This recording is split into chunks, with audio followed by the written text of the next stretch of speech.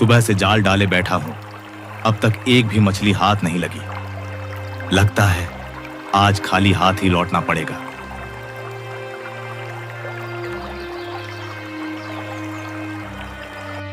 कनकपुर नामक राज्य के एक छोटे से गांव में किशन नाम का एक गरीब मछुआरा रहता था। किशन की एक बेटी भी थी, जो थी तो अंधी पर दिखने में बहुत सुंदर थी। क्या बात है किशन, इतने परेशान क्यों हो? क्या हो गया? क्या बात है, बताओ। अब क्या बताऊं काका, आप तो जानते ही हो, गौरी की मां के जाने के बाद से गौरी की सारी जिम्मेदारी अब मेरे ऊपर आ गई है। और अब गौरी बड़ी हो गई है, लेकिन क्या कहे, उसके अंधे होने के कारण उससे कोई शादी ही नहीं करना चाहता। अब तुम ही बताओ, ऐसे में मैं करूं तो क्या करूं? किशन, तुम चिंता मत करो, ऊपर वाला हमेशा हमारी परीक्षा लेता है। ऐसे में हमें हिम्मत से काम लेना चाहिए, हार नहीं मानना चाहिए है। हाँ, शायद तुम ठीक कहते हो काका, मुझे सब कुछ ऊपर वाले पर ही छोड़ देना चाहिए। अब जो किस्मत में होगा उसे कौन बदल सकता है। इतना कहकर किशन नदी किनारे मछलियां पकड़ने चला जाता है। हे ऊपर वाले, मेरी बेटी की किस्मत का दरवाजा तू ही खोल।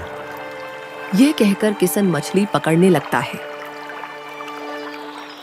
धीरे धीरे शाम होने लगी। किशन के जाल में थोड़ी बहुत ही मछलियां फंसी हुई थी। आज तो इतनी कम मछलियां हाथ आई हैं, इन्हें बेचकर तो केवल एक समय का ही खाना बन सकता है। यह सोचते हुए किशन मछलियां बेचने बाजार जाता है। मछलियां ले लो, मछलियां, ताजी ताजी मछलियां ले लो, अभी अभी लेकर आया हूं। ले लो, ताजी ताजी मछलियां ले लो। किशन मछलियां बेचकर वापस अपने घर चला आता है। घर पहुंचकर उसने देखा कि गौरी चेहरे में उदासी लिए बाहर बैठी थी। गौरी बेटी, मैं घर आ गया। पिताजी, आप आ गए? आपने आज आने में बहुत देर कर दी। आपको तो पता है ना, मैं अकेले कहीं आज जा नहीं सकती हूँ। अरे बेटा, वो क्या है ना कि आज मछलियां हाथ ही नहीं आ रही थी, इसीलिए थोड़ा देर हो गई। तू चिंता मत कर, कल से तू भी मेरे साथ चलना। इस तरह ना तुझे मेरी चिंता रहेगी और ना मुझे तेरी चिंता रहेगी। क्यों बेटा? हाँ पिताजी, यह ठीक रहेगा।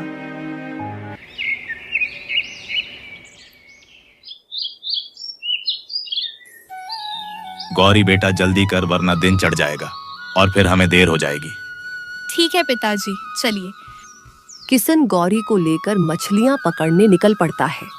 नदी किनारे पहुंचकर किशन गौरी से कहता है, बेटी, हम पहुंच गए, अब तू नाव में आराम से बैठ जा, फिर हम मछलियां पकड़ने चलते हैं। पिताजी, मैं गिरूंगी तो नहीं ना? अरे नहीं बेटी, बस तू आराम से बैठ। गौरी आंखों से देख तो नहीं सकती थी, इसलिए वो चुपचाप नाव पर बैठ जाती है। फिर किशन नाव लेकर मछलियां पकड़ने निकल जाता है, लेकिन आज उसके हाथ एक भी मछली नहीं लगती है। आज तो एक भी मछली हाथ नहीं आई।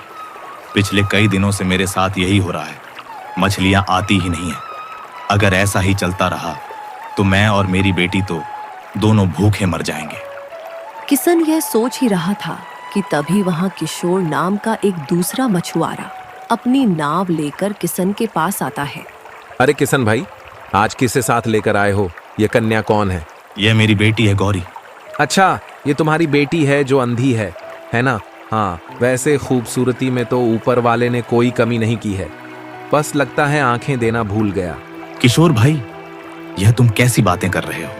देखो, ऐसा है कि मेरी बेटी चाहे जैसी भी हो, मेरे लिए सबसे सुंदर और सबसे अच्छी है, समझे? अच्छा ठीक है भाई, मैं समझ गया, इसमें गुस्सा करने वाली कौन सी बात है। मैं तो बस मजाक कर रहा था, अगर तुम्हें बुरा लगा हो तो मैं यहाँ से चला जाता हूँ। किशोर और किशन की बातों से गौरी मन ही मन उदास हो जाती है। तभी किशन उससे कहता है, बेटी गौरी, क्या हो गया, तुम चुप क्यों हो गई?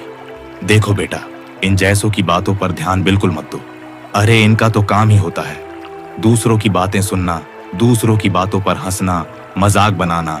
इनकी बातों पर ध्यान मत दो, है ना बेटा? पिताजी, मैं ठीक हूँ, मुझे फर्क नहीं पड़ता दुनिया क्या कहती है। आप मुझसे प्यार करते हैं, मेरे लिए यही बहुत है। हाँ, शाबाश मेरी बेटी, तेरी यह सोच मुझे बहुत अच्छी लगी। बेटी, मैं नाव किनारे पर ले चलता हूँ, फिर मैं तेरे लिए जंगल से फल तोड़ कर लाता हूँ, फिर दोनों बाप बेटी मिलकर खाएंगे। किसन इतना कहकर नाव किनारे पर लगाकर जंगल की तरफ चला जाता है।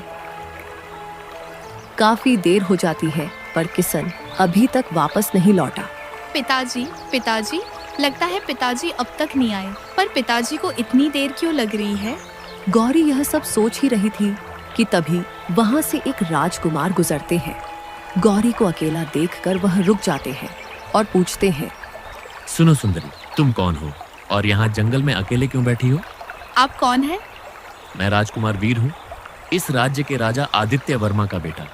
मैं शिकार करने जंगल जा रहा था, तुम्हें यूं अकेले बैठा देखा तो रुक गया। कौन हो तुम? गौरी अब राजकुमार को सारी बात बताती है। इसलिए मैं यहाँ पर बैठी हूँ। मुझे तो यकीन नहीं हो रहा है कि तुम्हें कुछ दिखाई नहीं देता। तुम्हारी सादगी, भोलापन और तुम्हारी सुंदरता ने तो तुम्हारी इस एक कमी को नजरअंदाज करने पर मजबूर कर दिया है।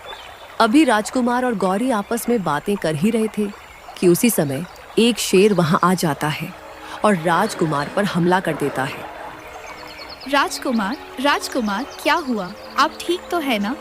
अरे एक शेर मेरे ऊपर चढ़ गया है, मेरी मदद करो, मेरी सहायता करो। मैं क्या करूं? मैं कैसे मदद करूं?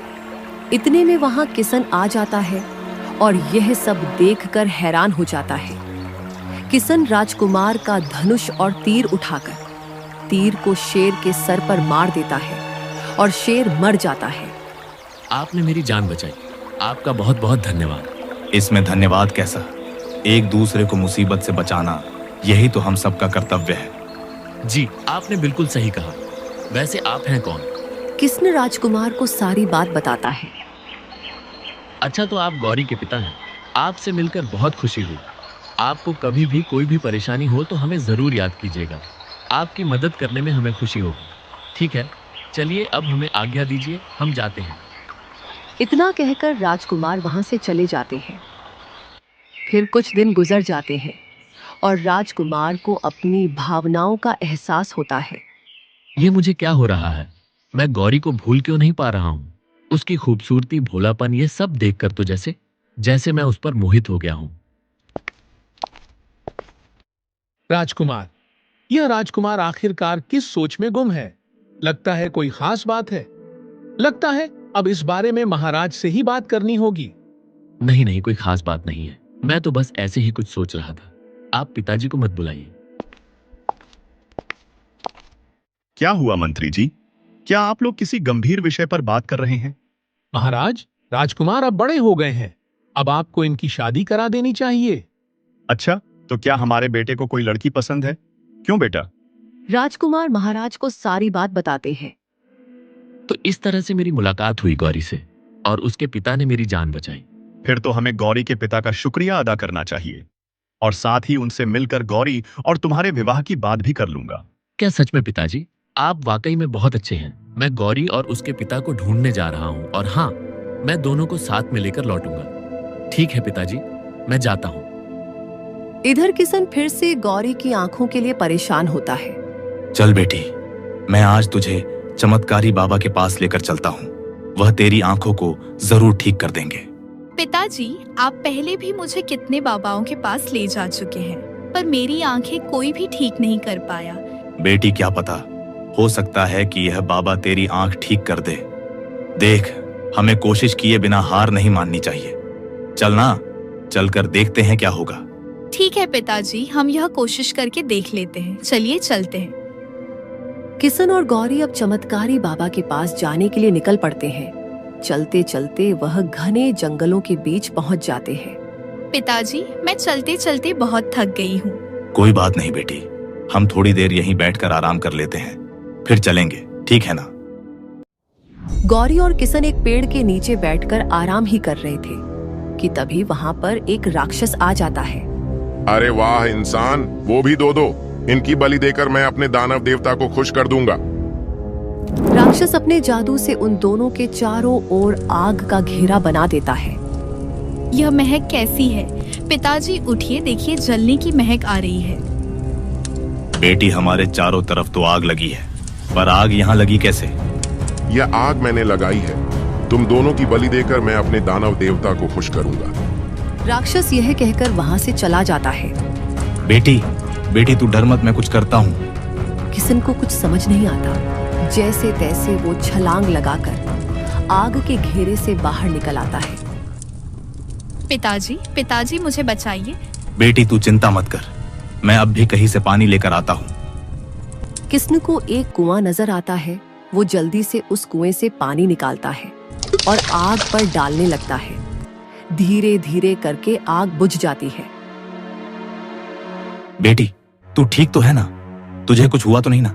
ये सब मेरी ही गलती है ना। मैं तुझे चमत्कारी बाबा के पास ले जाने की जिद करता और ना ही ये सब कुछ होता। मुझे माफ कर दे बेटी, मुझे माफ कर दे।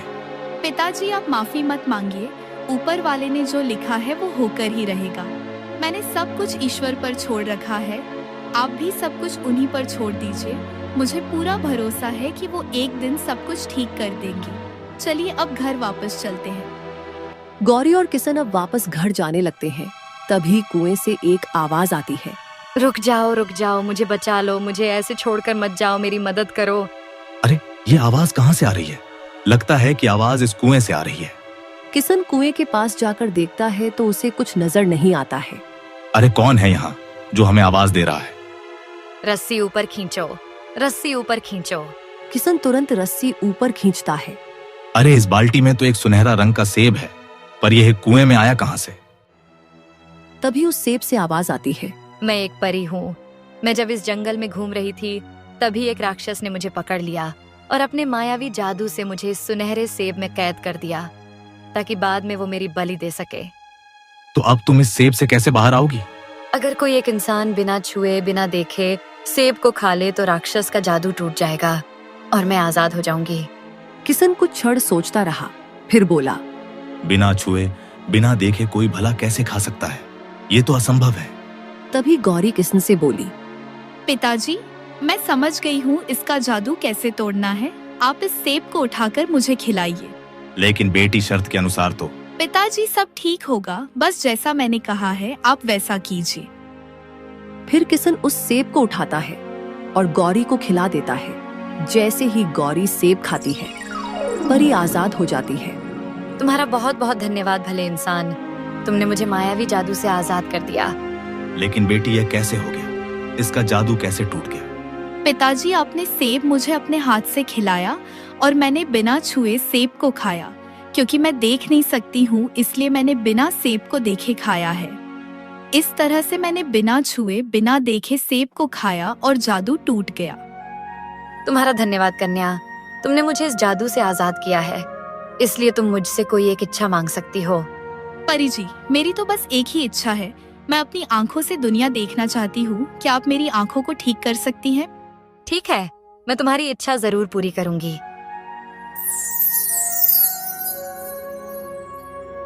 पिताजी मुझे सब कुछ दिखाई दे रहा है। पिताजी देखिए ना, मेरी आंखें एकदम ठीक हो गई। अरे अरे परी जी, आपका बहुत बहुत शुक्रिया।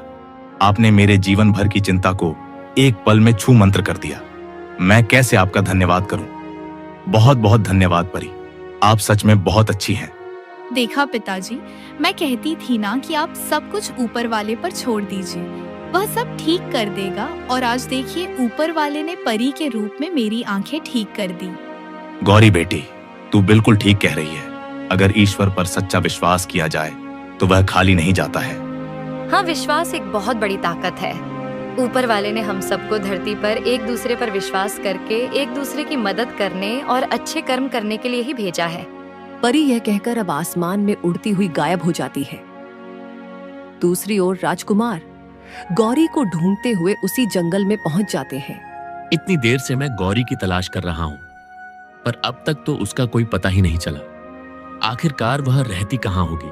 राजकुमार यह सब सोच ही रहे थे कि तभी रास्ते में उन्हें किशन और गौरी मिल जाते हैं। अरे गौरी, मैं कब से तुम्हें ढूंढ रहा था। अच्छा हुआ जो तुम मुझे मिल गई। अरे राजकुमार, आप यहाँ सब कुछ ठीक तो है ना? हाँ, सब कुछ ठीक है। मैं आप दोनों को ही ढूंढ रहा था। देखिए, मैं आपसे कुछ कहना चाहता हूँ। मुझे आपकी बेटी गौरी बहुत पसंद है। क्या आप अपनी बेटी का विवाह मुझसे करेंगे? लेकिन राजकुमार, मेरी बेटी तो अंधी है। क्या आप एक अंधी लड़की से शादी करेंगे? देखिए, गौरी की इस एक कमी से मुझे कोई फर्क नहीं पड़ता। इंसान के मन की दृष्टि ही सब कुछ होती है। अपने पिता की बात सुनकर गौरी चुपके से उससे कहती है, पिताजी, आप राजकुमार से झूठ क्यों बोल रहे हैं? उन्हें क्यों नहीं बता रहे कि अब मेरी आंखों की रोशनी ठीक हो गई है? अरे बेटी, मैं तो राजकुमार की परीक्षा ले रहा था। ये आप दोनों क्या बातें कर रहे हैं? उससे पहले मैं आपको कुछ बताना चाहता हूँ। किशन राजकुमार को सारी बात बताता है। क्या सच में गौरी की आंखों की रोशनी ठीक हो गई? अरे वाह, ये तो बहुत ही अच्छी बात है। हाँ राजकुमार, मैं तो बस आपकी परीक्षा ले रहा था। देखना चाहता था कि आप मेरी बेटी की कमी के साथ उसे अपनाते हैं या फिर नहीं, क्योंकि जीवन केवल ऊपरी दिखावे या सुंदरता से नहीं चलता, बल्कि एक दूसरे की कमियों को भी अपनाना पड़ता है। हाँ, ये बात आप ठीक कह रहे हैं। मैं सच कहूं तो मुझे गौरी की अच्छाई, इसकी सादगी, इसका भोलापन ही बहुत पसंद आया। अगर इसकी आंखें वापस ना भी आती तो भी मैं गौरी से ही विवाह करता और हमेशा इससे प्रेम करता। अब राजा राजकुमार और गौरी की धूमधाम से शादी करा देते हैं और दोनों खुशी खुशी राजमहल में एक साथ रहने लगते हैं। इंसान अपने तन की सुंदरता से नहीं, बल्कि मन की सुंदर से अच्छा बनता है, और जो मोहब्बत मन की सुंदरता देखकर की जाती है वही जीवन भर चलती है। वहीं तन की सुंदरता समय के साथ साथ खत्म होने लगती है और साथ ही मोहब्बत को भी मिटा देती है।